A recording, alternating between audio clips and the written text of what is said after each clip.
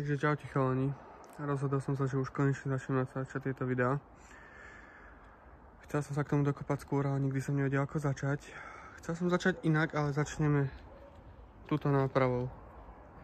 Ideme pripraviť na to, že pôjdu polyuretány, všetko sa pekne opieskuje, vyčistí, natre, ošetrí. A keďže majiteľ predo mnou bol šikovný, tak ako vidíte, jedna strhnutá hlavička, druhý šop, ktorý sa otrhol pri vyberaní a tretí, ktorý sa otrhol pri vyberaní. Ostatné sa ako tak dali povoliť. Ako tak hovorím, lebo ešte si pozrieme druhú stranu a tuto vyzerá asi tak nejako, že otrhnutý a jeden nám chýbal, hej.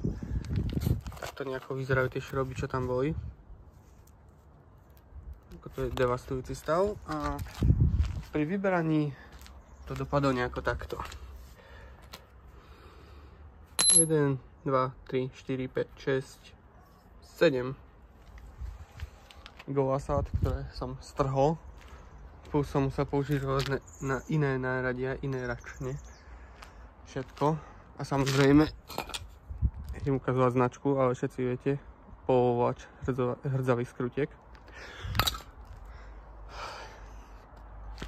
Keď budem pokračovať, pridám ďalšie video. Zatiaľ sa majte a nech vám to jazdí.